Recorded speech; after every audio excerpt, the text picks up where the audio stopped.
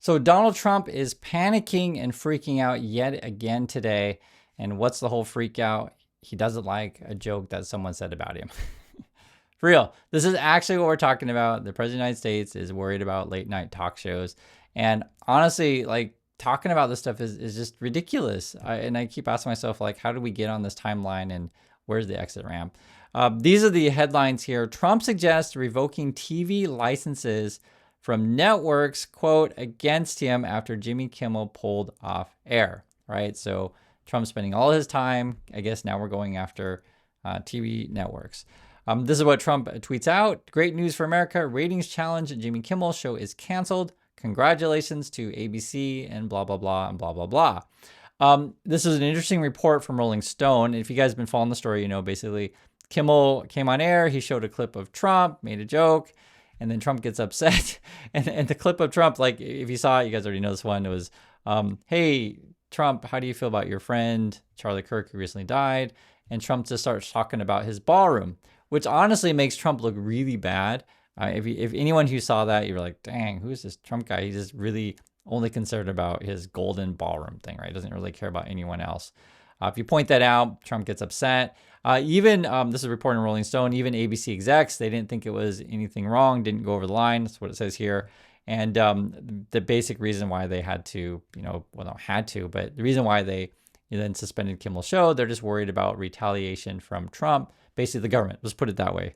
So is this the environment that we want to be in, to where you can't make jokes or whatever, you can't even show what's going on with the Trump people, like using actual footage of them, and then if you do, they will suspend you, fire you, whatever.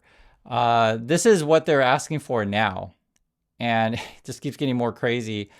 The Trump people want Jimmy Kimmel to apologize to the Kirk family. That's what it says here. It says Jimmy Kimmel asked to apologize, and it's kind of like when Vance and Trump had Zelensky in the office. It's like, you better say thank you. You better say thank you. It's like that kind of thing. It says mafia tactics, right?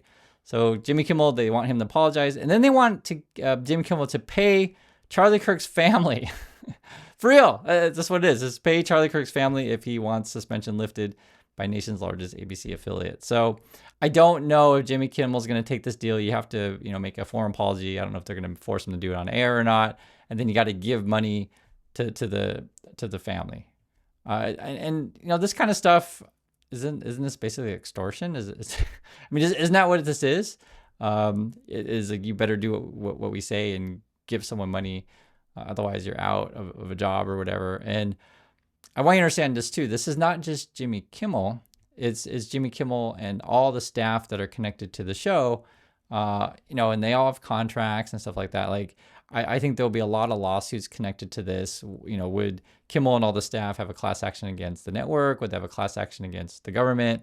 I mean, we'll see how this plays out. It's just happening now. And, this kind of environment, it's an environment that you don't want, right? You don't want this constant, nonstop Trump's attacking TV shows for whatever jokes. And effectively what this all ends up being then is a smokescreen so that we ignore all the Trump's financial entanglements and basically financial scams. That's essentially what it ends up being, right? And yes, I'm talking about it too, because you do have to mention this stuff, because if Trump does get his way, then media is silenced, and then they just run everything, like a dictatorship, and can censor any stories that they don't like. I've told you guys this several times on the channel. I used to live and work in China, and that was probably the biggest issue when I was there, was freedom of speech, freedom of the press. And so what happens is, like, let's say a public official does something bad, or public officials, corruption, any number of things, the press doesn't report it. And so this is how corruption keeps going and going and going and going. And Trump wants to go to that kind of world, to where him and his billionaire buddies can be as corrupt as they want. They can funnel money to whatever corrupt projects that they want to do. And then the regular American's life never improves, right? You don't get the healthcare, you don't get the public transportation, you don't have affordable housing, you don't have consumer protections. All these things go away. And Trump then funnels all his money to his stupid, billionaire buddies who want to build you robots and whatever. I mean, it's what it all is. And so that's why you have to pay attention to stuff. You want people to be able to tell the truth in this stuff. Barack Obama is actually even chiming out, and he usually doesn't really say much. But he's, this is a serious thing. So he's even tweeting out here from Barack Obama. He says, "This is precisely the kind of government coercion that the First Amendment was designed to prevent, and media companies need to start standing up rather than capitulating to it." And it's not just the Jimmy Kimmel situation. There's also been reporters being pushed out, be it Washington Post, be it MSNBC. I'm sure every day you're going to start to hear, unfortunately, stories of someone said the wrong thing that Trump didn't like, and they're out, right? And it'll keep going on, and when Trump, has the courts on his side and stuff like that, and if people just keep laying over, then that becomes the new cultural norm, which is not a good thing, and even Barack Obama is just like talking about this is tearing at the fabric of the USA. I mean, listen to what Obama says.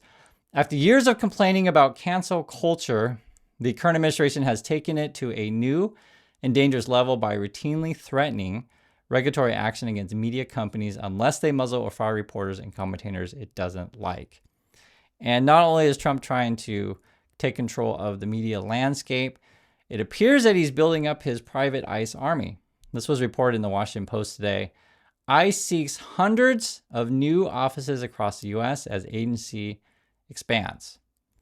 And, so you have the media trying to take control of the media. You got these ICE people, and a lot of these people are untrained. You see these people on TV, they're out of shape. I mean, you can see it. You can see it literally live on TV, and a lot of times they're just like wearing jeans. It's like, what the heck? It's like that was the first thing my wife says, like, don't these people even have any uniforms? Are these people even trained? And this is just setting up the USA for a really bad situation. And I honestly think Trump is purposely trying to start fights, right? He's looking to instigate something, and then he'll try to declare martial law and take over. And I'll tell you the truth. I live here in Korea, and the former President Yoon, tried to do exactly the same crap, declare martial law, send in the military against his political opponents. The regular people just took the streets, stood up, did it non-violently. President Yoon was impeached and then arrested. So, or arrested and impeached, both things. And effectively, what you have to do is you have to pay attention to these things. And at the moment, there's a certain segment of the U.S. population. They fall for Trump's lies. And so if Trump takes control of the media landscape, then it's just filled with Trump lies. And this stuff is so obvious that Trump people are all incompetent. It's so obvious. It's obvious that Trump is corrupt. But I guess for some people, they either don't pay attention or they're really good at closing their eyes. I don't know. You can ask them. That's why I've been showing the channel the Tory person who falls into that MAGA camp, and it's deeply frustrating. And my point of view on this stuff is I just want regular people to be served by leaders who actually care about them, opposed to Trump, who just cares about TV ratings. Regarding the ICE thing, and I think the expansion is very concerning. I'll just read a little bit. It says, "We're off to the races with the ICE effort." Okay, reads one message announcing the meeting obtained by the Post. "I'm trying to pack an hour's worth of material into 30 minutes, right?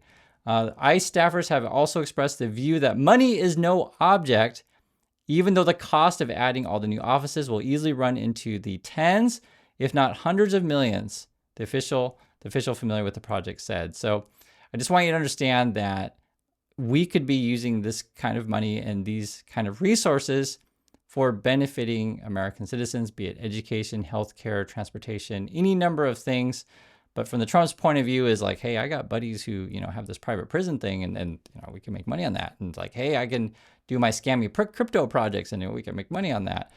And so Trump, he's just spending all his time on getting you to fight these culture wars, and now we're fighting over who can tell what jokes.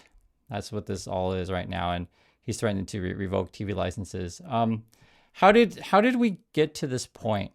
And I was thinking about this is, Trump basically, he got his fame on the TV show The Apprentice. Even the producer of The Apprentice apologizes for creating effectively a monster. What is the monster is that people believe that Trump's actually any good at business. It's just a TV show. The Apprentice was just a TV show. And in fact, when they were first making the TV show, they wanted to get good CEOs to come on the show, but the good ones were all busy. But Trump was available. You guys understand this? It's so ridiculous. I mean, Trump has multiple bankruptcies, etc. But the other thing that's crazy about the whole Apprentice thing is his whole gag, his shtick was telling people they were fired. And so America's like picked a TV president who tells people they're fired. So like his whole thing that he's good at is firing people, I guess. I don't know if he's good at it, but he's, well, I'll say this. He was handed a script to say, okay, Trump, this is who you have to fire this week. And it's all a TV show. And again, the TV producer even apologizes for that. But we've been down this path for a while. If you look at like the Republicans, favorite president for a long time, it was Ronald Reagan, who was a TV actor. I always mention this stuff to you guys. It matters, right? In USA, they just want actors. That's all it is, right? You don't really care if you have someone who actually understands the economy or understands trade, right? Who actually understands the lives of regular people. They just want actors to just have a nice voice, tell funny jokes. In Trump's situation, have funny tweets, tell funny memes. And yes, Trump has lots of funny memes. Do I want that person to be president? No. Would I be fine if he just memed all day? Sure, go meme away. But this is what we have to pay attention to. And if you want to go further back in history, just explaining American culture, you could look at the Kennedy-Nixon debate. And this was actually an important time in U.S. history, because basically before, people would just listen to presidential debates on the radio, right? You can just listen to their ideas. Before that, it would be like through public letters, et cetera. And I used to study these letters in college. It's actually really interesting to read the letters to each other of the country's founders, of like, hey, which way should the government go, and what should we do about education, community, et cetera. Then radio, and then once TV hit, then Kennedy actually was very good at it. He wore makeup. And at that time, Nixon didn't really think about makeup, and you could see Nixon sweating on air because he wasn't planned or prepared with his staff to be on the TV show, essentially, is what it ends up being. And so then that led us to Reagan, which led us to Trump. And this is what Eric Trump is saying today. Eric Trump says crypto can save the US dollar. Wow, great. Let's get all of our money into crypto. Yeah, that's the plan. For real. So that's my thoughts on this stuff. That's what's going on. I'd like to hear yours. And I'll catch you all in the next video.